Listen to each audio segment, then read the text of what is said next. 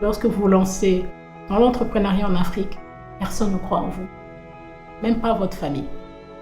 Je pense qu'il y a énormément des doutes. La famille dans la peur que vous puissiez tomber et de l'autre côté, les banques parce qu'ils n'ont pas confiance forcément aux femmes. À cette époque-là, lorsque je me suis lancée, la chose la plus inattendue qui m'est arrivée lors de mes voyages, c'était de rencontrer des personnes qui ont cru en moi. En 2012, j'ai été parmi les premières femmes à avoir été sélectionnées au programme des Young African Leaders. Les formations que j'ai eues à travers YALI, c'est ce qui a permis d'ailleurs que je puisse lancer UBISCAB. Parce que lors de la formation de YALI, un des coachs nous avait dit pour créer une entreprise, il faut savoir qu'est-ce qui ne marche pas dans votre pays et vous trouver une solution à travers.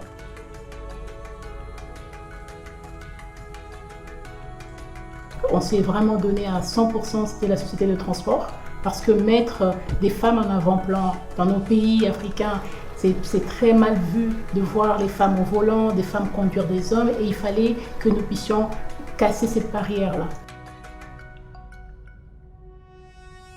À travers notre fondation, c'est de mettre à disposition de ces femmes des outils, des formations, des séances de coaching, afin de les permettre de se surpasser et surtout de découvrir leur plein potentiel, afin de pouvoir être des actrices du changement dans d'autres continents. Ma joie, ma satisfaction, c'est de voir toutes ces femmes aujourd'hui être en mesure d'aider leur propre famille, d'être aujourd'hui en mesure de devenir des modèles d'inspiration dans leur propre communauté. C'est cela qui est beaucoup plus important pour moi. Je participe à l'évolution de l'Afrique. Je contribue à l'épanouissement de l'Afrique et je construis des ponts vers le futur. C'est cela qui me motive le plus.